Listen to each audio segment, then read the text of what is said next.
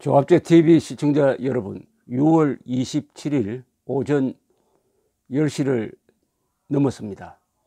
제가 문재인 정권을 비판할 때 이런 논리를 깝니다. 사실과 헌법과 과학을 부정하거나 무시한다. 쉽게 말하면 실사구시하지 않는다는 뜻이죠. 현실, 사실에 기초해 가지고 올바른 방향을 결정한다는 것이 실사구시란 말인데, 현실과 사실, 과학 이런 걸 무시하면은 가장 큰 타격을 받는 것이 경제입니다. 경제. 권력으로는 사람을 잡아넣을 수가 있습니다.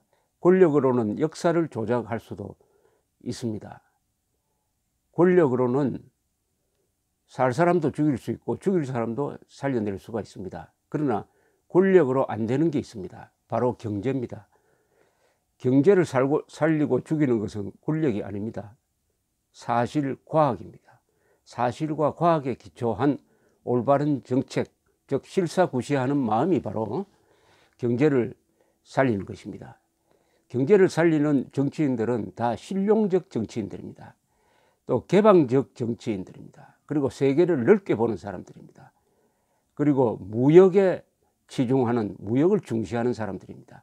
자연히 과학자와 기술자, 그리고 중산층 기업인들을 아주 존중하는 나라입니다. 그런데 요사이 신문만 펴면은 권력이, 문재인 정권이 사실을 부정하고 과학을 무시하고 그리고 헌법을 왜곡하고 또는 짓밟고 하는 현상이 일상적으로 벌어지고 있습니다. 그러다 보니까 한국 경제가 멍들고 있습니다. OECD 25개국 중에 유독 한국 기업인들만 앞으로 경기가 악화될 것이라고 전망한다고 합니다. 지금 세계적으로 경제 호황입니다. 그 흐름을 한국은 타지 못하고 거꾸로 간다는 이야기죠.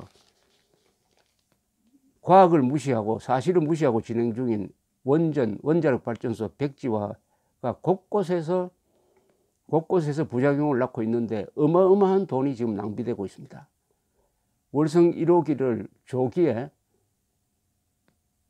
폐쇄하는 걸로 해가지고 또 몇 조가 날아갈지 모르죠. 또 신한울 3, 4호기 백지화 때는 매몰 비용, 이미 부지를 확보해가지고 공사한 것을 다시 매몰해가지고 정상화하는 비용만 최소 6,400억이 들고 소송 등을 감안하면 손실이 1조에 달할지도 모른다는 뉴스가 바로 OECD 25개국 중 유독 한국 기업인들만 경기 악화될 것이란 그 기사 바로 밑에 붙어 있습니다. 이게 답이죠. 지금 문재인 정권이 경제를 향한 총공세를 펴고 있습니다. 경제를 망가뜨리기 위한 총공세죠. 경제는 뭐 복잡한 수치로 표현하지만 결국 일입니다. 일이고 일자리고 또 일을 열심히 하는 것입니다. 또 일의 질이 높으면 부가가치가 더 높아지죠. 결국 문제는 일입니다. 국민들한테 일자리를 마련해주고 열심히 일을 하도록 하고 그 일의 질을 점점점 높여서 산업을 고도화하면은 돈을 더 많이 벌게 되는 거죠.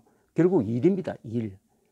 그런데 문재인 정권은 일을 적게 하는 주 50시간 근로를 강제화하고 시간당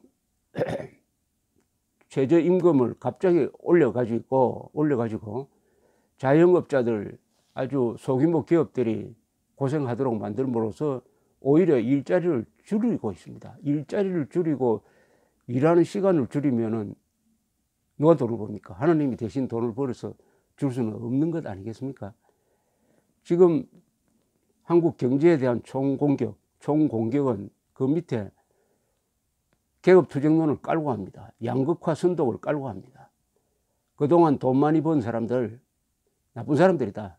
그 돈을 빼앗아 가지고 나눠주겠다는 그런 공짜 심리를 깔고 하는 것이 보통 좌파 정책이 그렇게 하는 것인데, 좌파 정책은 이념적 가치관을 깔고 하는 겁니다. 이념적 가치관을 깔고 하는데 그것은 대기업에 대한 적대 감정을 깔고 하는 것이죠. 대한항공 조향호 씨 일가에 대한 지금 경찰, 검찰의 경쟁적 수사, 언론의 두들기기, 이게 결국은 다 경제를 해치는 방향으로 진행되게 되어 있습니다. 최저임금, 그리고 주 52시간 근로 강제, 대기업에 대한 적대 감정, 그리고 원전 백지화에 따른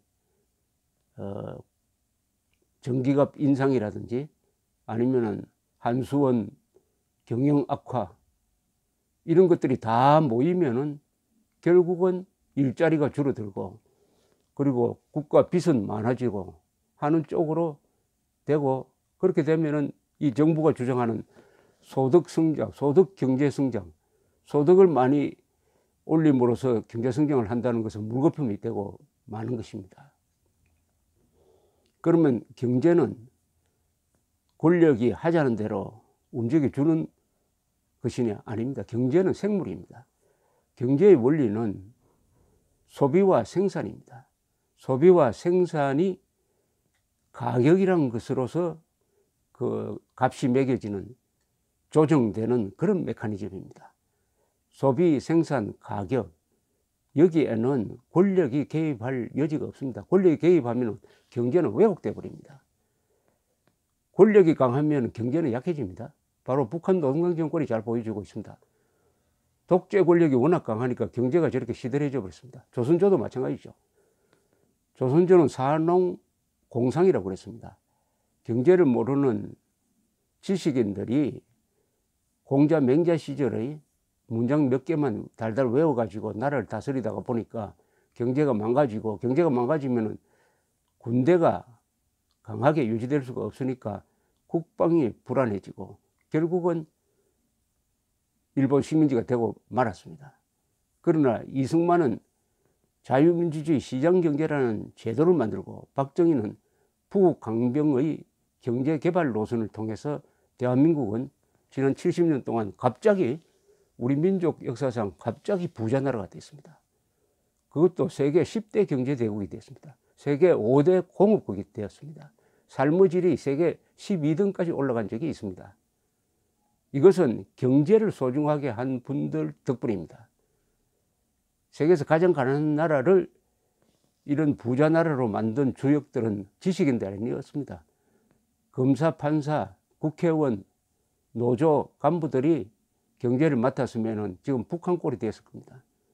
그러나 이승만, 박정희라는 위대한 지도자, 이병철, 정주영 같은 기업인, 과학자, 기술자, 그리고 안보를 튼튼히 해준 군인들, 그리고 미국의 뒷받침, 이런 분들로 해서 우리 국민 평균 실력보다는 훨씬 더 큰 경제를 가지게 되었는데, 이제 좌파 세력 그리고 좌파 이념이 확산되다가 보니까 어떤 사람을 평가하는데 경제를 빼버립니다. 그 사람이 어떤 말을 했느냐, 민주화를 했느냐 안 했느냐, 감옥에 갔느냐 안 했느냐, 이런 걸 기준으로 하다가 보니까 대한민국을 부자로 만들어준 사람들을 저주하고 있습니다. 대한민국을 지금 부자로 만들어준 사람들이 누굽니까? 이승만, 박정희, 정주영, 이병철, 이건희, 이재용, 과학자, 기술자, 군인들 아닙니까? 그런 사람들을 저주하고 하는 이런, 그러면서 경제 발전에는 전혀 도움이 되지 않고 오히려 방해했던 사람들을 영웅으로 숭배하는 이런 분위기가 생기면은 바로 한국 기업들만 향후 경기가 악화될 것이라고 전망하는 이런 어두운 세상이 되는 것이죠. 대한민국의 경제를 이렇게 발전시키고 부자로 만들어준 데는 이승만, 박정희만 있는 게 아닙니다. 그 다음에 전두환 대통령, 1980년대 한국의 경제 성장률은 10.1%, 연평균 10.1%로서 세계에서 1등이었습니다. 그 덕분에 민주화가 가능했던 것입니다. 그게 바로 전두환, 노태우 두 군인 출신 대통령의 역할이었습니다. 특히 전두환 대통령은 고도 경제 성장을 개방 정책으로 조정하고 민간 부분을 활성화시키면서 무역 흑자, 기록해 가지고 빚을 다 갚아버렸습니다. 외채만국론이 일어났던 때가 바로 70년대까지였지만 80년대 들어와서는 또 물가 상승률도 2% 3%로 묶었습니다. 그리 함으로써 1980년대 세계에서 한국이 제1등 경제성장국이었다는 것은 그게 바로 전두환 대통령의 성적표입니다. 그럼에도 전두환 대통령의 5.18, 12.12 사건 여기에만 초점을 맞춰가지고 전두환 대통령을 저런 식으로 괴롭히고 있습니다.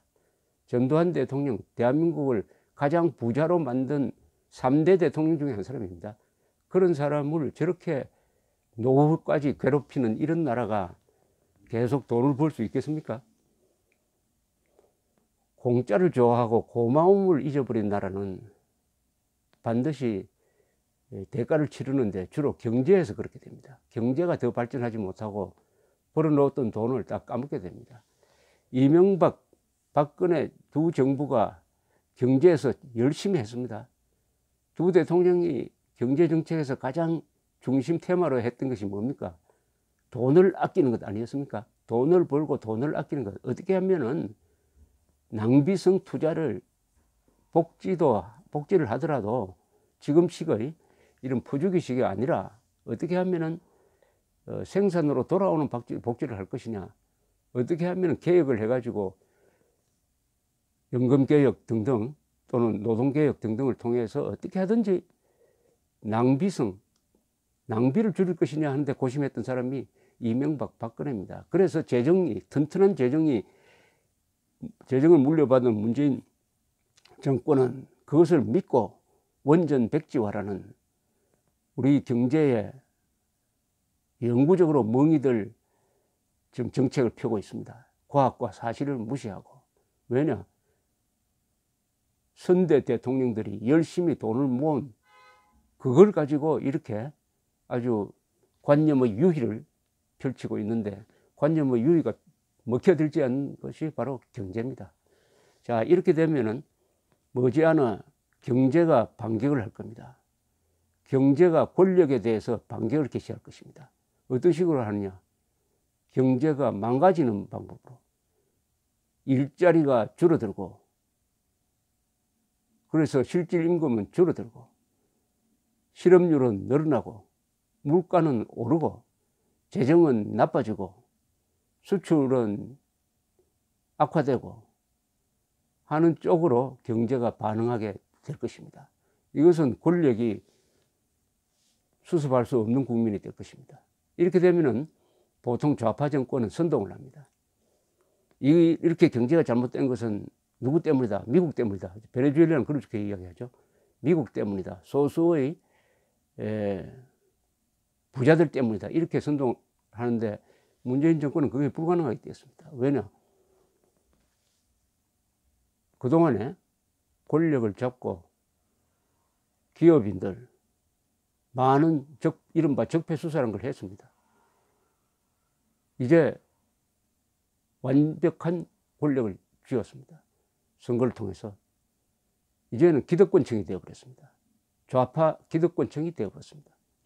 자신이 좌파 기득권층이 되었으니까 이제는 손가락질을 하는 입장이 아니라 손가락질을 당하는 그 칼 끝에 서게 되었습니다.